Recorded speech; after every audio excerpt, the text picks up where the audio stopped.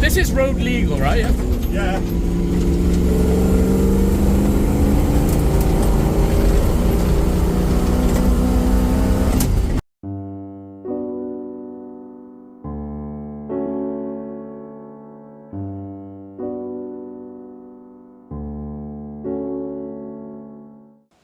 Cheers. Oh, Bruce. Prost! Good pre-drive drink. Okay, Scotty the Oil Man, also known as the Volvo Man, the British whistling diesel, you could say, you know, but with far less money, would you say? Yeah, I would agree with that. Yeah. Nice hat, by the way. Why have you got wellies on? Just because it feels appropriate in this. Oh, okay, yeah, I don't know if the wellies are in the shot, but I'll just do that quickly. I actually love it here. You live in the middle of bumfuck nowhere, so thank you for inviting me out. It's quite all right. There's something about it, like when I'm driving around the hills and stuff, I don't know. It's like, this is kind of home. Does that make sense? Yeah. For me I'm a Northman. I know it in my heart, you know?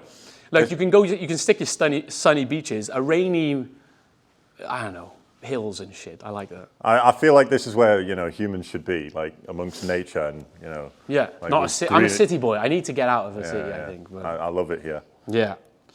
So yeah, you're famous for doing ropey car shit and making your own oil. Yeah. Yeah.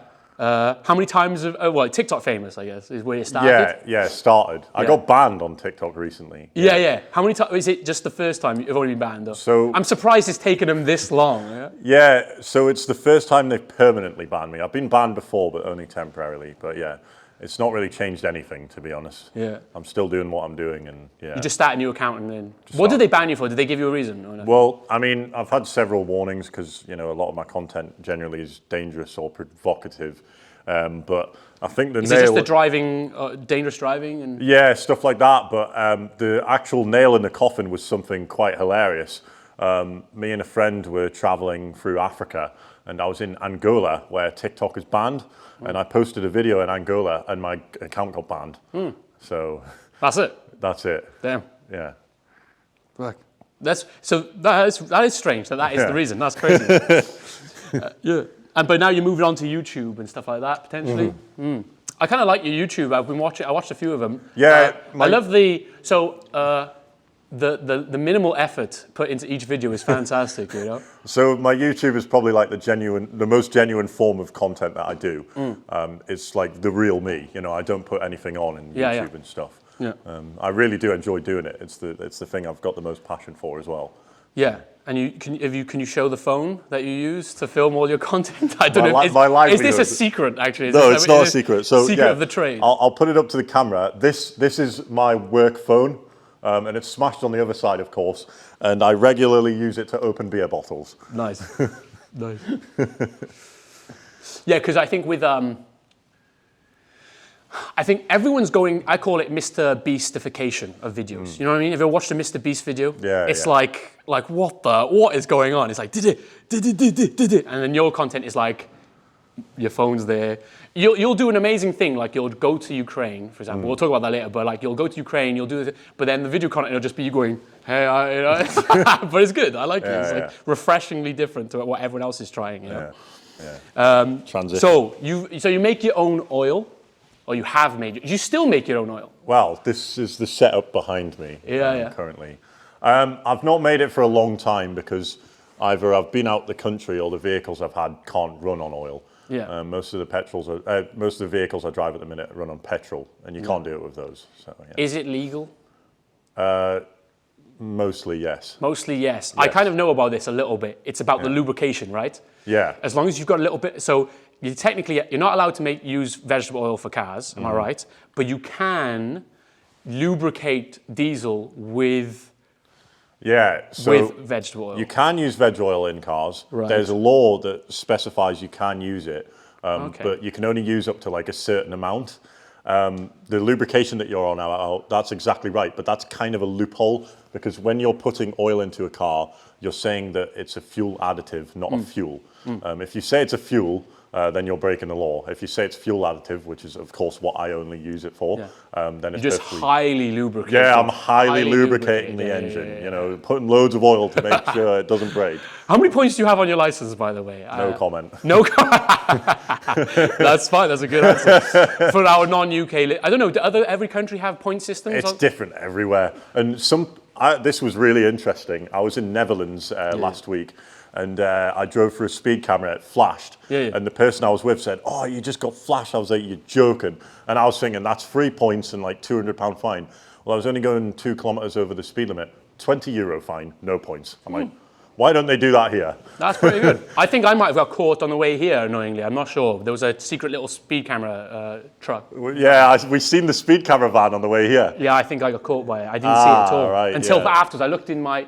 so I'd seen people flashing, and I looked back. I was like, oh, like that. So. Yeah, we've seen it on the way here, yeah. He was driving though. Oh, well. But yeah, because I don't know. Yeah, that's a good one. Because I got like a £500 fine driving in Switzerland. Switzerland is like no joke.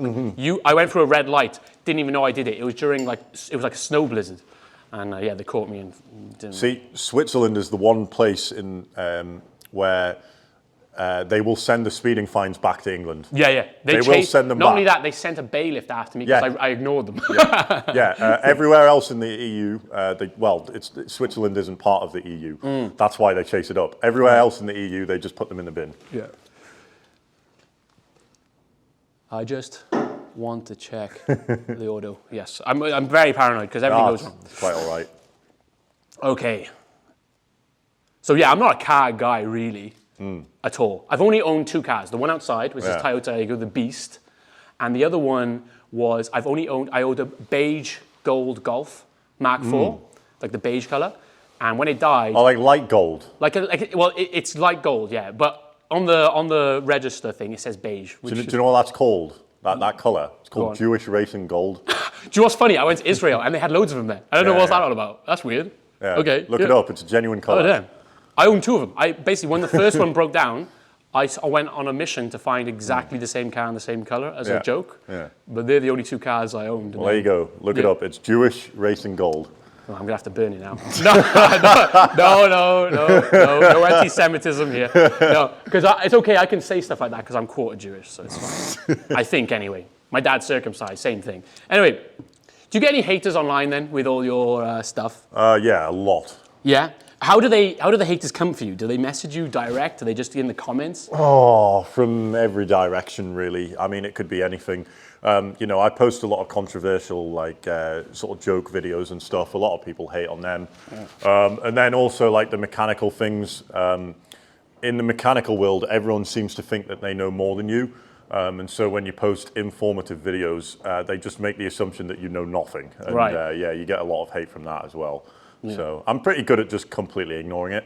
And if it's something that does get to me a little bit, I just block them instantly. Right. That's just the way I deal with it. Right. I'm like, if you're going to put that and it's going to bother me, boosh, you can't put any more. Yeah, that's fair, Yeah, you did fake your own death, kind of.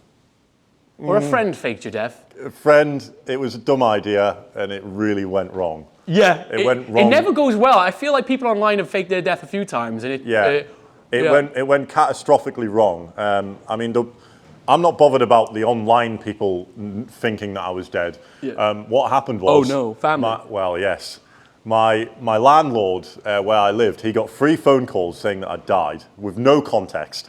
So he's crapping himself and he's thinking, right, okay, well, he's dead. Like, that's it. Yeah. And he thought, well, maybe his dad doesn't even know.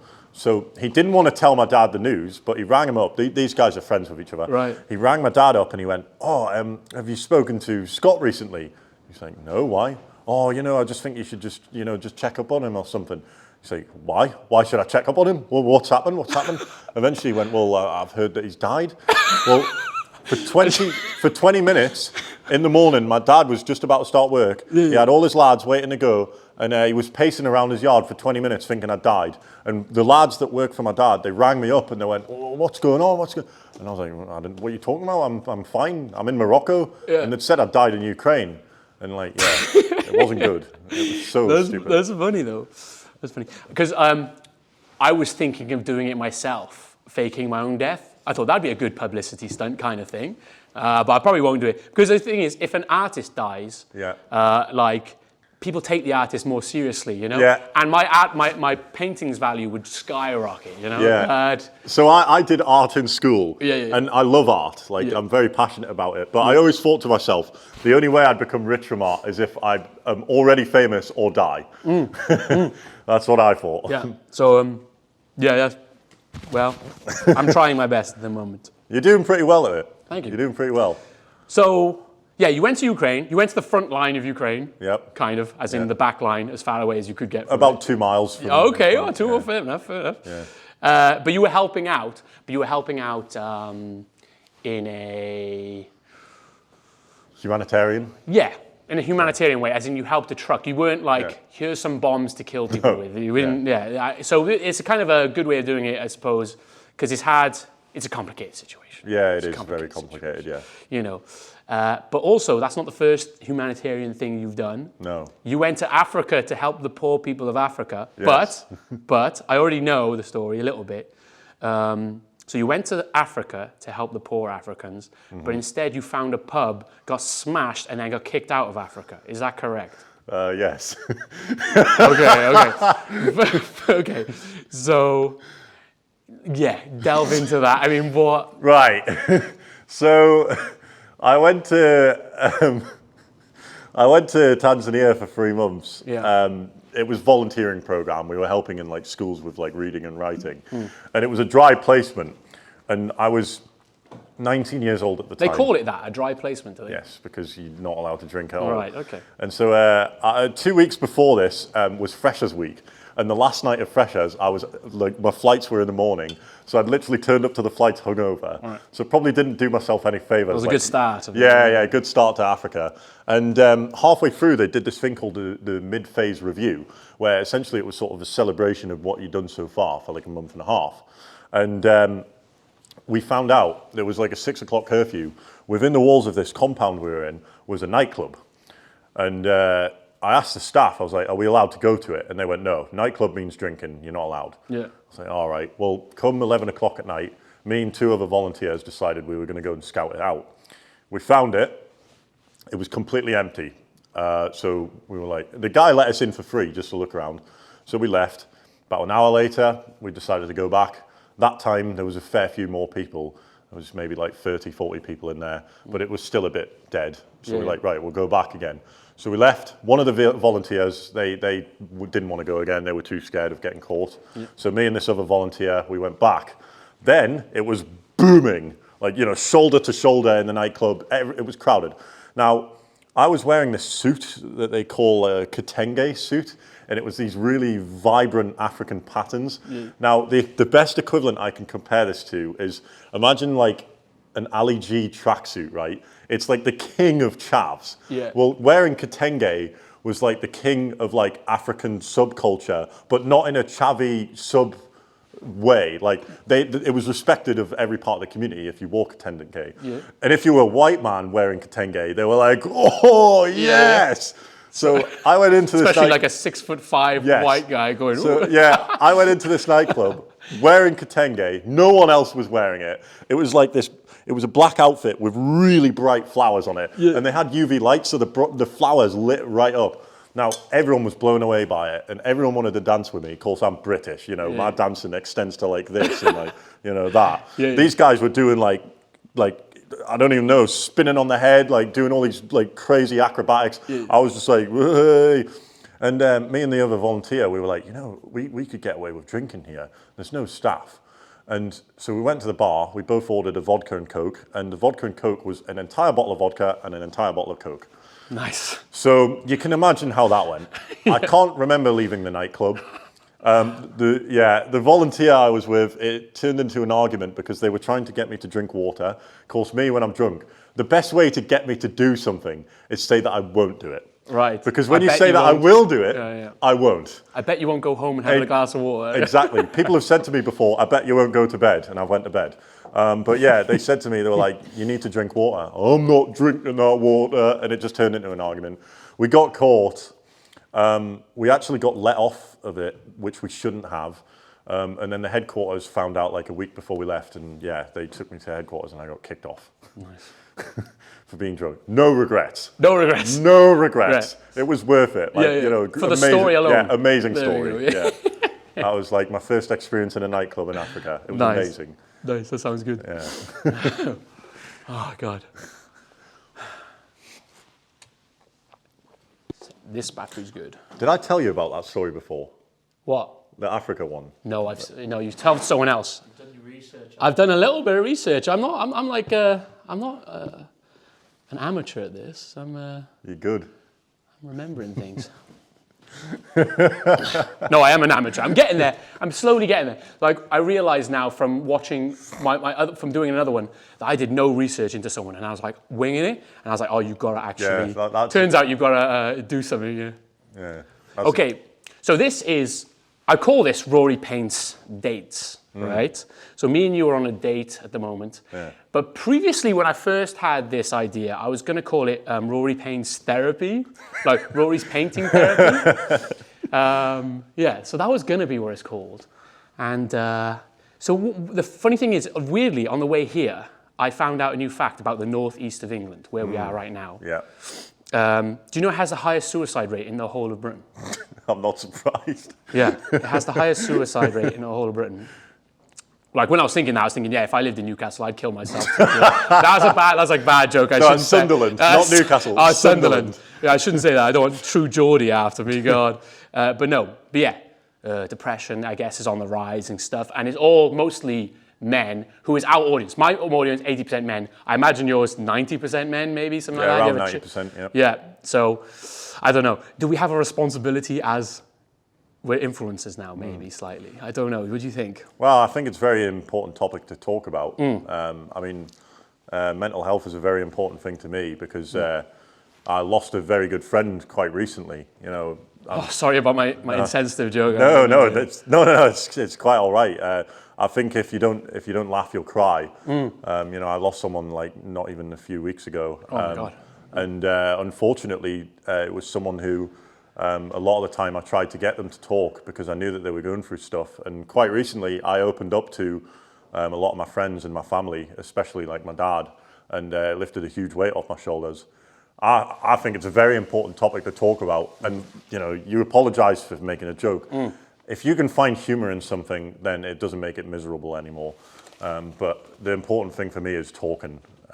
I wish I could have helped that person, but, you know, they didn't feel like they could talk, so yeah. Yeah, it's one of those things. It's funny because it's like why wouldn't you talk to someone who's really close to you, you know? Because I've got a thing about therapy, right? I don't like therapy and therapists in general. It's fine. I understand it helps some people, but the idea of paying someone to pretend to care about your feelings feels like guttural to me. That's something this feels wrong, you know? Like, I don't know. Yeah. But you'd be surprised, like, if you talk to your friends, they're willing to listen. Like, you don't have to, like, I don't know. Yeah. You know.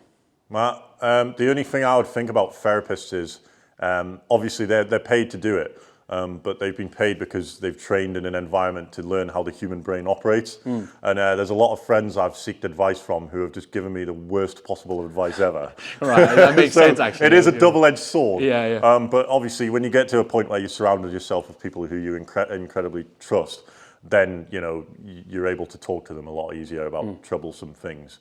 But yeah, I mean, the most important thing is to talk. Even if it is someone that just listens and can't really give you professional advice, just being able to share your experience with someone, a saying that I like is a problem shared is a problem halved, essentially. Yeah. Yeah.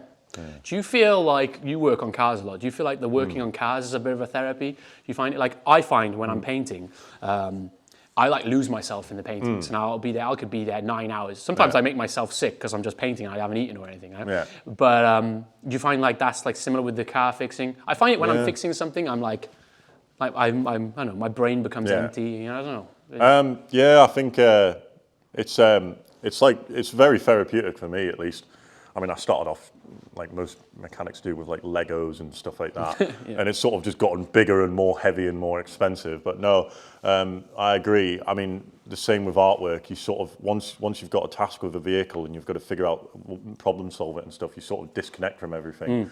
I mean, it does get frustrating sometimes when you mess up or whatever.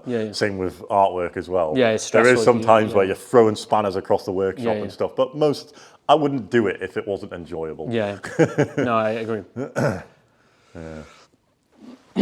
So, again, back to I'm Nadwa, so I know everything. So, for example, here's something I know. What were you like in school, actually? I was all right. Yeah. I wasn't a very loud person. Okay. Mostly, I got along with everyone because. How long have you been 6'5", by the way? Were you a young grower, or did you, like 19, you shot up? Is it like So 14 years old, Right. I was at what I thought was my maximum of 6'2". Right, yeah. And then at the age of 16, in the space of 8 hours, I went from 6'2" to 6'5". Right, yeah. Had quite a sudden random jump through the day. But yeah, what were you like in school then? Does that affect you being the tallest person in, I don't know. I don't really know, to be honest. Yeah. I wasn't, much. I got along with everyone. I never really got picked on much, but I never really had a friend group that I really stuck with through school. It was only sort of like after school that I sort of like learned who my close friends were, because most people that are in school either care about themselves, worry too much about themselves, or just do loads of drugs and only care about drugs.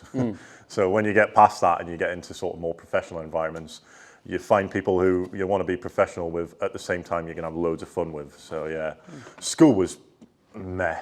Yeah. I didn't have a bad time, but it wasn't fantastic. I know one thing, you failed your exams and you had to do another year. Yeah. When you were 19. You were like one of those losers that was 19 years old still in college. Yeah. So, that's wrong. whoa, right, Yeah. what do you mean? Sorry. I didn't resit because of that. I resat because of a surgery. Oh, I feel bad now. Okay, so yeah. However, I still did fail everything. The surgery is not an excuse. I did fail everything. So tell me about your back surgery. You got metal rods in your back. Yeah, the random jump from 6'2" to 6'5". Oh, that's a bad. All right. My back was this shape. Yeah. And then it went almost straight. Did you get back pain doing all this? No. No? I wouldn't. Because do you got it steel if rods now. You're like Wolverine. I get the same back pain as any other person does if you lift something very heavy. So I just don't lift heavy things. Yeah. Sweet. It was. It took me about. I mean, I got it 3 months into my first year in college. Well, they do like sixth form college, which is joint with like school. I got it 3 months in, went off for surgery, and then eventually it got to the point of no return, and they were like, "Yeah, you need to reset." Wasn't because I failed everything, which I did. It was because of the surgery. Oh, fine. Okay. Well, sorry about that. You were close. You were close. Okay. Back surgery, done. Oh yeah, ABK beers, by the way. Yeah. Oh, I just chucked it. No, in it there doesn't like look matter. Also, they haven't given me any money yet to sponsor the show. It's good beer. You can tell it's German. Yeah. Oh, sorry, Bavarian. Bavarian, yeah. So yeah, do you even believe in climate change?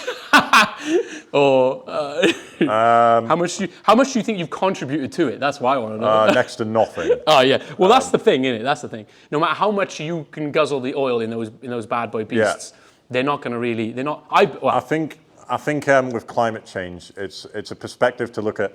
You can't completely disregard it like littering. Like, if you go somewhere where there's like 100 bottles and you chuck one in, you're going to think, oh, it makes no difference. It's still the same. But with climate change, one thing that I can't wrap my head around, which they say that, there's this runaway greenhouse effect. There was a point in time, for example, the Jurassic period, where the entire world was tropical rainforest, including the North Pole. The North Pole eternally was a Jurassic rainforest, right? During the winter, eternal darkness. During the summer, eternal daylight, right? And they're saying if the greenhouse effect runs away and the Earth gets too hot, where we can't stop it from going to extinction and destruction. Well, how can the entire Earth be a tropical rainforest at one point, and the temperatures were far higher than they are now, than this. And also another thing that I have to think about that, they're saying that we're massively increasing the CO2 levels on the planet. What breathes CO2? Plants. If there's more CO2, what comes more? Plants, right? And what do plants create? Oxygen. It's sort of like just a cycle. So you think the natural balance will sort itself Obviously, there's a lot of things that are stupid and dumb with climate change. Yeah. You know, for example, America, China, Russia are just pumping shitloads of stuff into the atmosphere. They have no regulations on it and stuff. It's funny because European countries regulate it so much, but the effects from other countries completely outscale it. So I don't know, it's a funny one. My thing is like me and you are like what, 1 in 8 billion at the moment? Is it the world population or is 9 billion now we get into? I don't know. Either between way, 8 and 9. We're 1 in fucking billions, right? Yeah. We are not going to make a difference. I believe in like chi energy. I just made this up. I've just discovered this kind of thing. But I just don't want to give my energy to something that I really cannot change, you know? So it's not for me. Like I just know that, like, why would I give up my own time and energy for something that, like, I don't know. I mean, another thing to think about with, like, in terms of Earth as, like, a global scale, like humanity is, if we just decide to stop producing and stop, like, innovating and creating technology, then we will just remain as a species that stays on Earth and doesn't go anywhere else and just dies off on Earth. Because eventually the sun will grow large enough that Earth will just be engulfed by heat. A long time away, but yeah. It's a long time away, but you don't know how big that window of opportunity is. Who knows? A galactic event could happen that could wipe humanity out. So if we don't go anywhere else or try go other places in a short amount of time, it doesn't fucking matter what happens to Earth because we're going to be, hopefully, a multi-planet species at some point. So that's what I think about it. I don't really, like, Earth is cool, but, you know, we've got other places to go. I like it. I like it. My another beef I have is, like, I remember when I was younger, I don't know if when you were younger in school, they used to talk about the rainforest. We were chopping down the rainforest. Do you remember all that, like in Brazil and stuff? Yeah. And now, like, it feels like the focus has switched.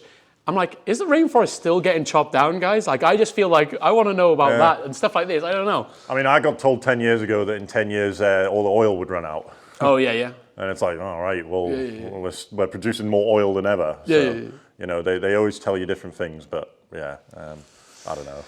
I don't know. But again, what's the point in thinking about it too much? There's people that, like, ruin their lives. Imagine, like, ruining your life on, like, focusing on all this, I don't know, protesting. Well, blocking roads. The important thing is just to have fun.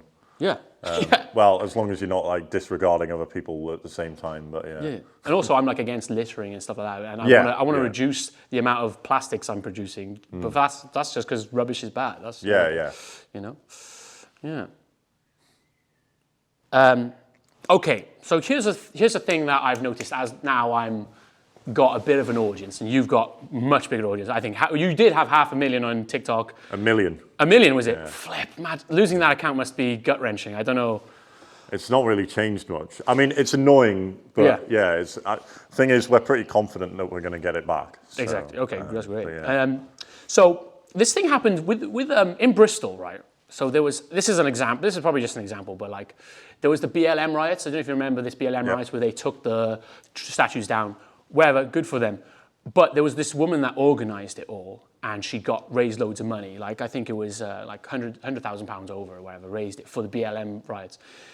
And she spent some of it, but 75 grand of it, she decided, I'm going to take that. I'm going to keep it for myself. So she just kept the money.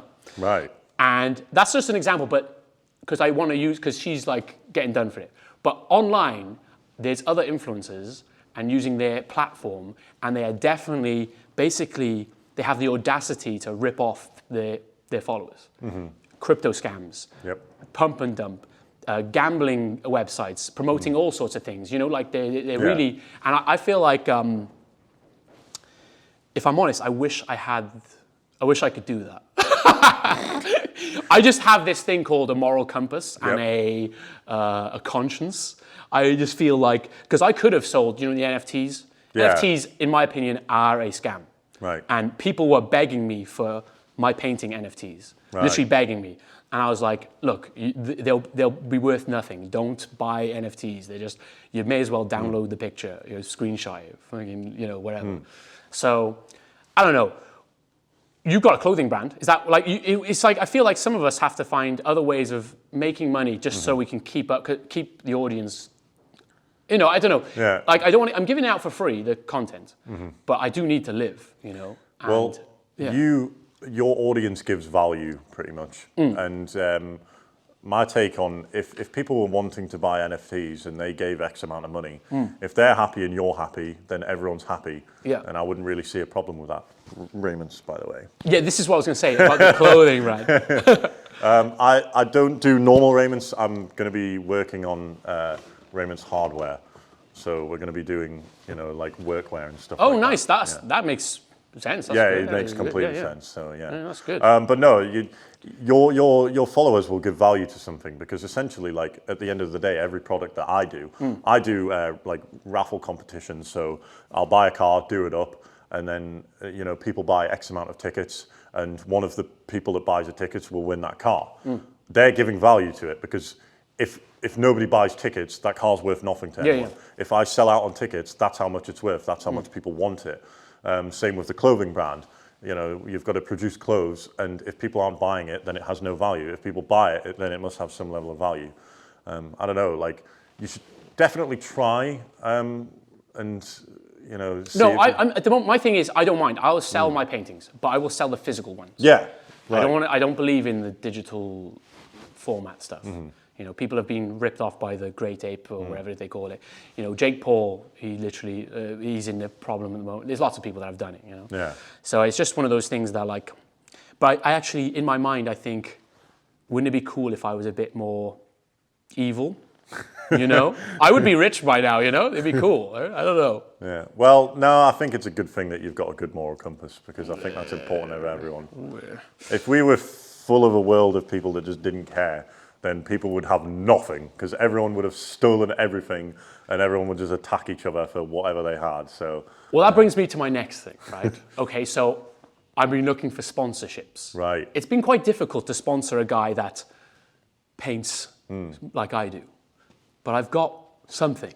Right. I've got a partnership with this company. What the hell's that? You can hold that. I've not used it, so. It's not a sex toy, is it? It kind of is, yeah. Oh, it kind of is. Yeah, that's where it goes, and it's called Tenga. It's a Japanese sex toy company that specializes in masturbation aids for men. How the hell? If you use, no, I'm not even joking. If you use discount code Rory Paints, you get 15% off. Should I be touching this? Yeah, don't worry. I've not even used one yet, but I've heard they're good. Why is it sticky? Is that your hands? Anyway. How the hell did they get in contact with you? Long story, but let's just say social media and then Tenga. It's kind of cool, right? So this is kind of my first kind of thing. This is a product I believe in, Scott. This is a product I believe in. I can't really comment on it because I don't believe in masturbation. Well, brings me to my next segue. Segue. Okay. You're against porn. Yeah. Yes. Yeah. Tell me about that. That's it. Well, thing is, I understand that there's money in it, and I understand that there's a demand for it.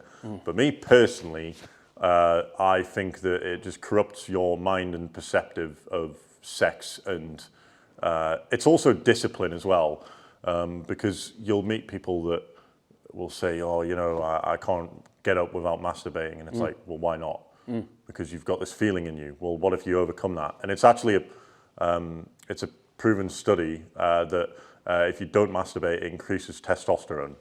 So it's like, well, if it's going to benefit you, then why should you do it? Why should you not do it? Sorry. If it's not going to benefit you, why should you do it? There I see. That's the best way to term it. Yeah, I suppose it's like a brain rot kind of thing. Like it's not natural. Yeah. It's not natural to have access to hardcore pornography from this little device. Yeah. Like for example, so here's a great example of like I know like it's crazy that basically with our devices and stuff, children, or teenagers and young children, have basically, if they're smart enough, which they are these days, have access to hardcore pornography at a young age. Yeah. And I never really thought about how much that might actually screw up minds. But this one time I was drinking with a young lad, on a night out, and for some reason we started talking about this subject. Right. And he has an impotency. Is that the word? He can't get it up. Look, I didn't pass school, all right? Yeah. He can't get it up in certain circumstances. Right. And he will have, when he's having sex... Impotence. Impotent.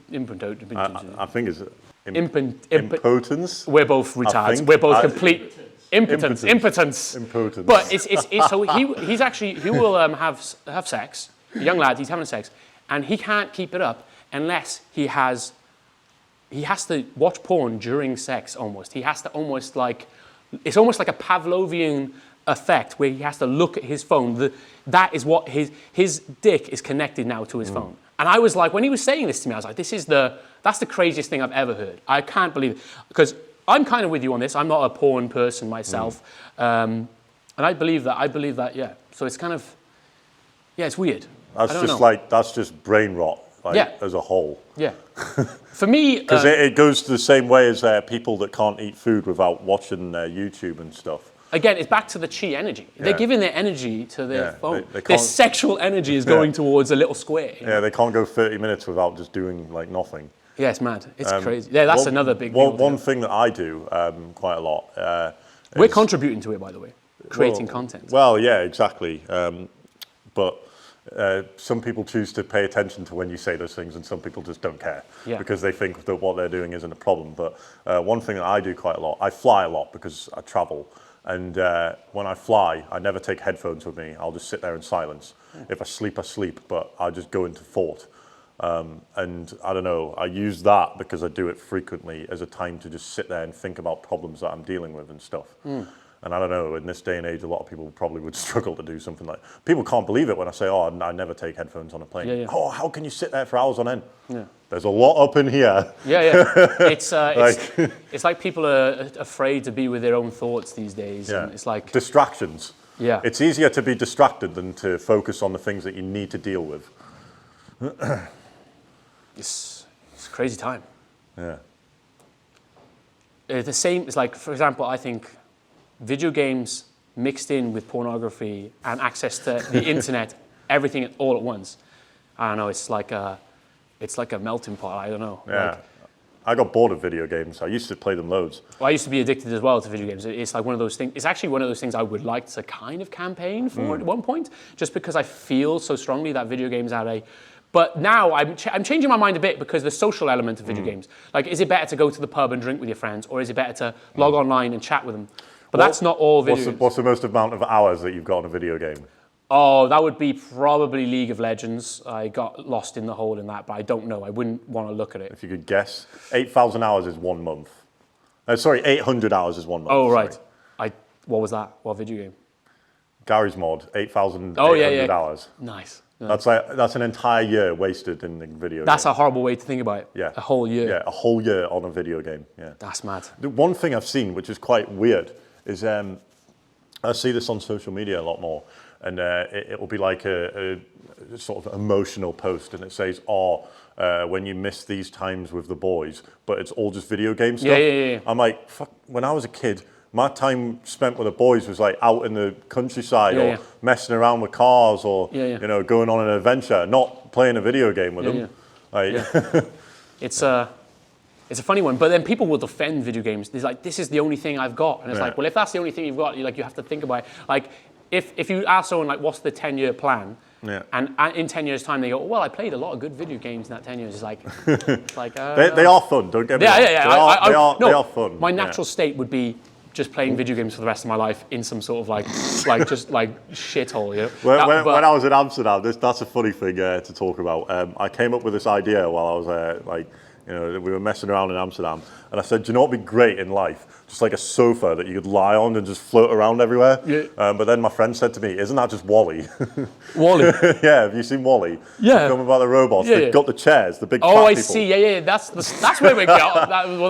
That's the big message of But WALL-E. That's like where we're going, all pleasure, no productivity. Yeah. Pretty much. Yeah, but then you have to have some sort of meaning. Well, this is where we're going. Oh, look at us segueing again.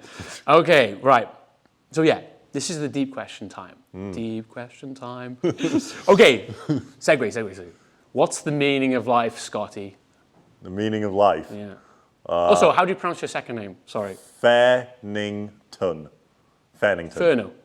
Well, yeah. Fairnington. Fairno is just like a made up. Scotty. Fairno. No, but your real name. Fairnington. Fennington. Fair. And what's your date of birth and social security? No.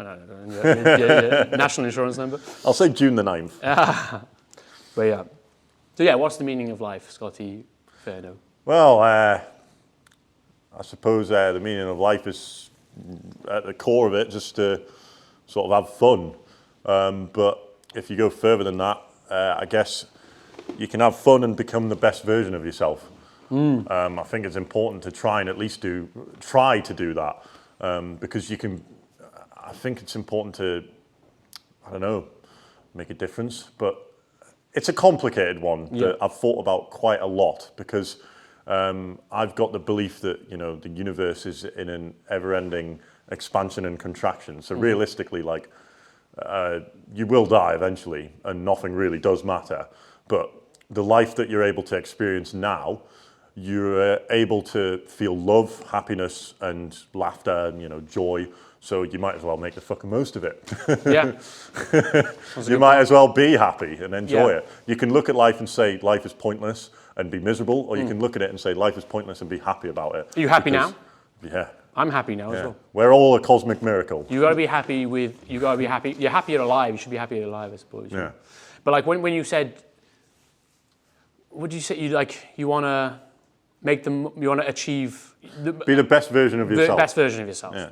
You don't have to be better than everyone else, but if you're the best version of yourself, then I'd say you're doing pretty good. I agree. Imagine this. Imagine dying and not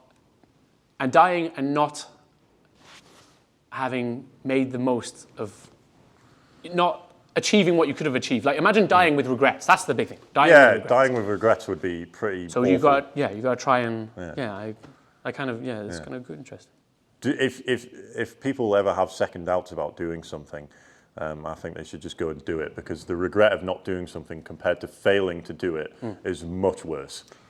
Because if you fail, you know that you've at least tried. Yes, exactly. And even if that is just having a normal life with a family, which is fine. Exactly. If they're happy, then they're happy. Yeah. So with the universe expanding and contraction, me and you, like, this is big brain thinking, me and you right now. Well, how do you think we got here? Do you think it was like a Big Bang kind of thing? Is that your... Yeah, Big Bang. You were just kind of which is just a freak accident of like cosmic... It's a complicated thing. My personal belief on us, like everything, every particle in existence, at some point in time, everything was just one thing. It was just this mass. And eventually this mass became so heavy that it collapsed in on itself and blew out, which is the Big Bang. And we've got gravity, which draws mass to each other. And slowly but surely, all of these particles are going to eventually go out to a point where eventually gravity will slowly but surely become stronger than the force of the Big Bang. And then everything will be slowly but surely drawn back together. And what's going to happen when everything's back together again? Another Big Bang. That's what I believe. So people are going to think we're stoned. This is some stoner talk. But I like it. I like that. Like, yeah, it's interesting. Like, well, okay, fair enough. It's have you ever thought about that much? I think about it all the time. It's like I wake up at 5 a.m. thinking about it. But I actually believe there's a creator of some sort. That's my thing. But it's so beyond my comprehension that sometimes, again, should I waste my energy thinking about it? I don't know. One conversation I had with a friend, which I think is very true now, is I believe that everything to a certain degree has consciousness, every single particle, because realistically, we were all one thing at some point, and now we have spread so far apart, and we are multiple different things that questionable if they're connected or not. Eventually, they're going to become one thing again. So realistically, everything is one. And everything will become one again. So it's weird, but everything's connected in some kind of way. I'm not necessarily religious. I don't believe in people telling me to believe certain things. I would say I'm spiritual to a certain level. I don't fully know what I believe. I've not went down that path of exploration at the minute, but I haven't felt the need to, because I'm pretty happy with my life. That's a good way of thinking, yeah. The painting reveal. Now, okay, I'm actually just going to show you it, and then you just tell me what you think, all right?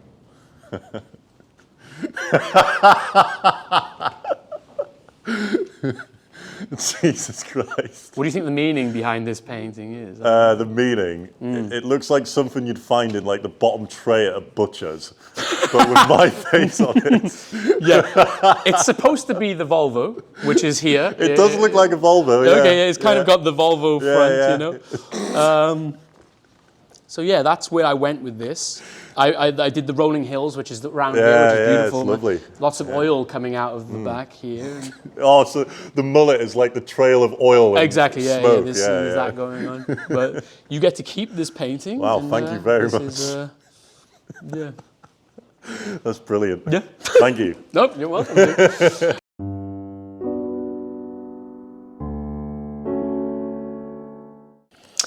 If you liked that video, please like and subscribe. Also share it with your family and friends. Maybe your grandmother would like it or something. Just do something, just help me out.